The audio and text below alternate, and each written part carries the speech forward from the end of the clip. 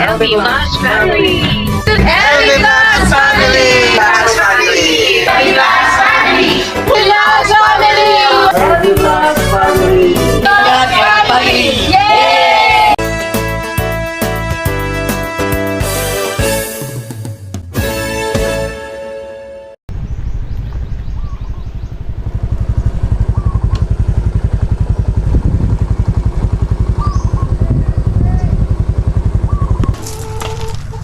Kaso po tayo mga kapams. Dito lang, luwag bitong dalan.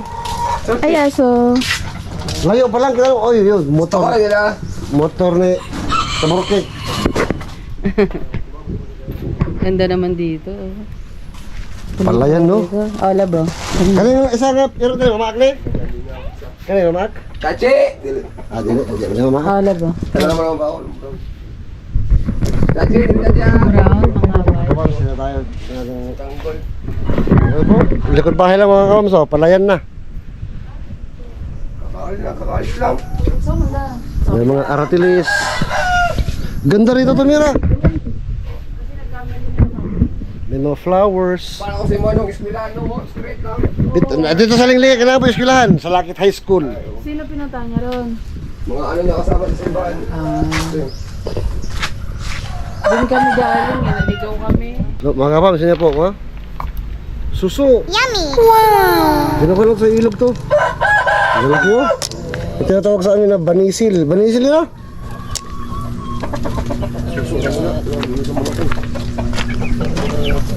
Yay! Apple bag. Ano ginapalitan niya mong iliyog na? Hawakan. Pawakan, ana gina na? Oo. Ginasabong po na? Oh? Mo may usod isa lang kung ganaw.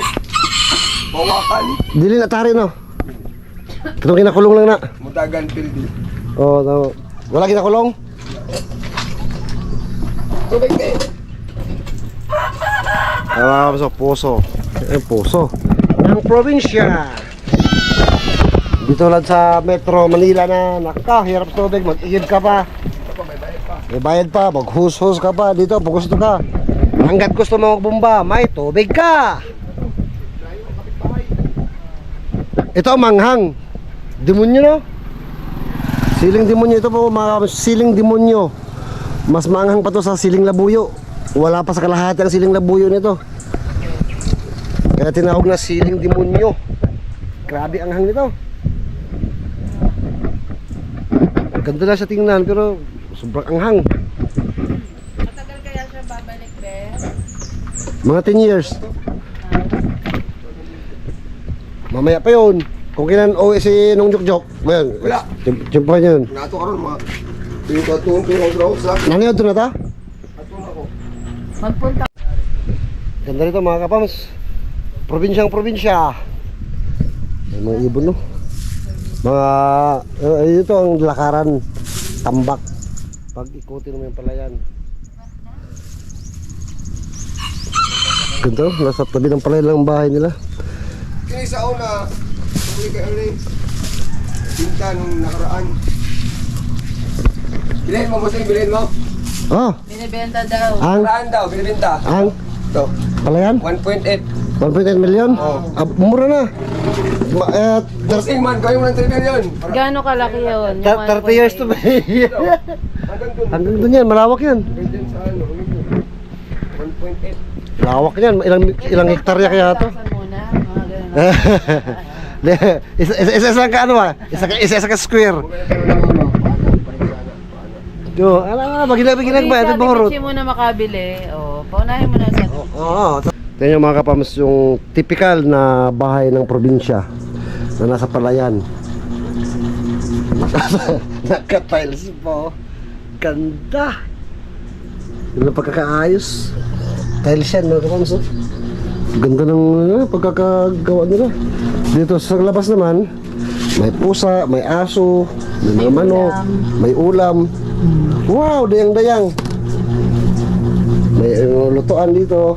Ganyan ang lutuan. Simple lang, pero ang lababo naman, wow! Yayamanin.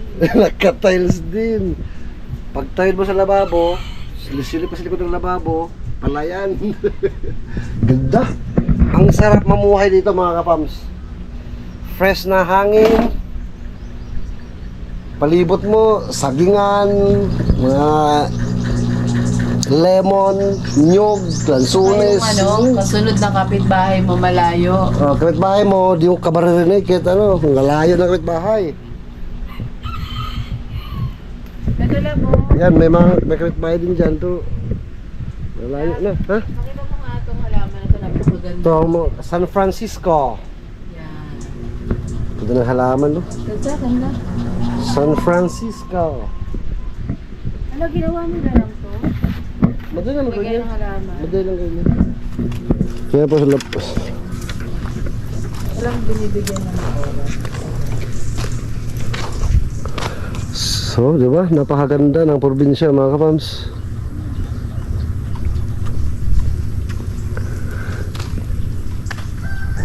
Simpleng buhay. Napakasarap mamuhay sa ganitong lugar. Malayo sa polusyon.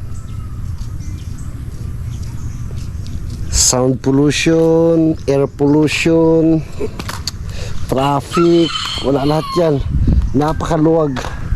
Pag gusto ka, kung anong gusto mong gawin sa buhay mo.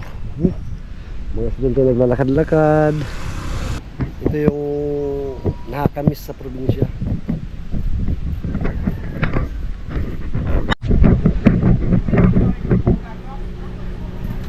Ayan na po mga kapams.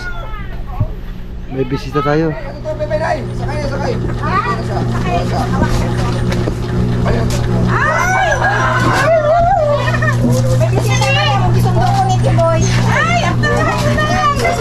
Napakaganda naman ng ate.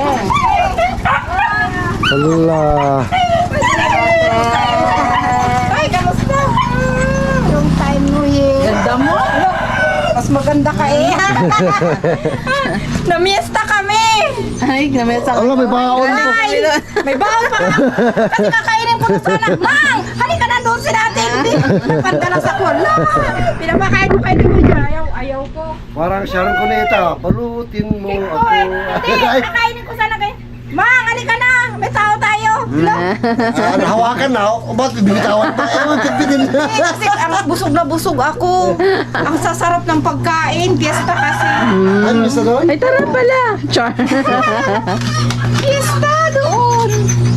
Kung hindi ka sinundute, mamaya ka pa. Oo, mamaya ka pa. Panigurado, Oo. magtatagay pa kami, ha? Hindi, kasi ano, maraming binyag, ganyan. Tapos pista ng patron nila. Ate, nag-video pala kami ah. Okay lang. Alam mo ba nag-YouTube kami? Oo. Yay! Ito yung bahay namin na, alam mo na. Palasyo. Naku, makikita nyo talaga yung aming, ano, Ay, ito pala yung mga yung lupain na si Bichi ngayon, oh. Sorry ah, milyonaryo na si Ate Bichi. Ay, sana all. Ay! Sige na, ano, lulutuin ko. Hala siya. Kakarating lang naman namin din, te. Kinain mo, Jay. Anong pagkain? Kumain kami sa bahay. Ay, kumain na kayo, Oo. sure ka? Opo. Pwede mo na ako magluto. Hindi na. Ay, Diyos ko. Ang sexy mo naman, te. Kanina umaga pa kami doon. Asa na si Shinchin sa Mariel? Nasa Cavite. Oo. Ilan anak ni Shinchin?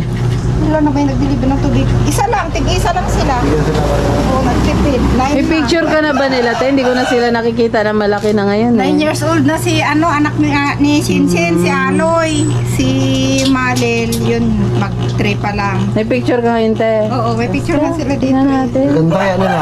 Walang mana sa nanay. Ay, True. si Aldi, buti nakarating ka dito. Okay, si Renji po. Kamusta ka?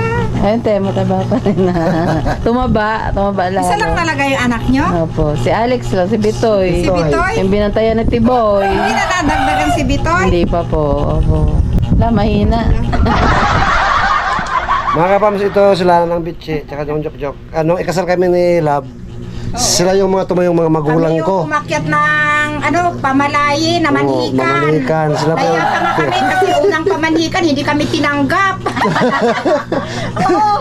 Sila yung Hindi parents ko ko na noon. makalimutan yun. Unang pamanhikan, nag-history kami si mother, ayaw kami tanggapin. Balik na lang, balik. Hanggang sa nagkaayos din.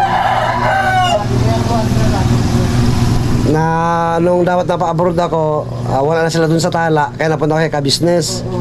Sila yung mga pupuntahan ko dapat doon. Kamusta kayo? Saan kayo ngayon? Sa Kemba. Hindi na kayo babalik sa Manila? Nasa Manila po kami, may bahay po kami doon. Inuupahan lang. Sila mama mo, buhay Manila pa? na po ako. Pati si Papa. Oh, shout out po, shout out. Buhay pa po ako. Ay, balae! Kamusta ka dyan? Balae! Papa, nanay. Pa matanda na Kalain mo, talaga. nakarating na kami dito sa Mindanao. Oh. Nagpatayo ako dito ng maliit na kubo. Ganyan. Mga- Ganda nga, ate. Malit na kubo pero style mansion. Tiles. Naka-tiles. Masarap dito kasi. Nakarating ako dito. Oo, tapos ang balak namin, kay Tiboy lang to na bahay.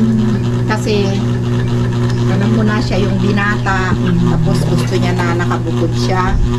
Hanggang sa tinayo to, sabi ko, sige, dito na lang din ako magbabakasyon pag gusto ko dito sa probinsya. Tama lang may bahay ka dito para. Kaya tinayo namin to. Madalian. Opo. 1 week lang. Kailangan Wow. matapos na.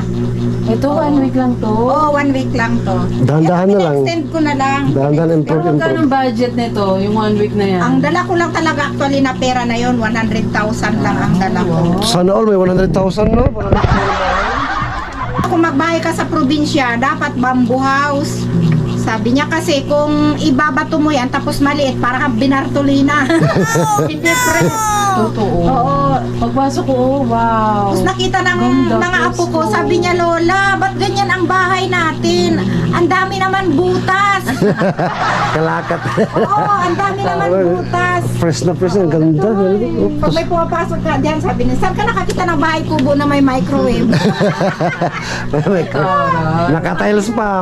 Tiles pa, oh. Pati lababo. Ano kami, yung kung sa Bisaya, unay kami sa Panday. Si Tiboy gumawa niyan. Yan, si Tiboy. Ganda. Gusto namin maluwag dito kasi parang tahanan to ng laging may bisita. Pag ano, Tayo nga, di ba? Nagsimula pa lang tayo. Si Nang Bichi hanap ng paraan para magkaroon ng puhunan. Ate, syempre ikaw ang aming parent, no? Noon. Ano yung naalala mong pinayo mo sa amin noon bago kami magsama? Ay, si Reggie ang madalas ko payuhan. Opo. Oo. Reggie, sabi ko, kung mag-asawa ka na, sana mag-focus ka na maging asawa. Huwag kang pasaway kasi hindi madali maging babae. Una, kinukonsumisyon ng asawa niya. kahit anong linggo, hindi mo na kulay. Yung madala ko sinasabi kay Reggie na ano. Eh ngayon, te, nakita mo na siya uli ngayon. Nung nakita ko na naman siya ulit. Baka pasaway ka pa rin hanggang ngayon kay auntie. Tapos, Mga kapa, mas pasaway daw ako. Di ba, good boy?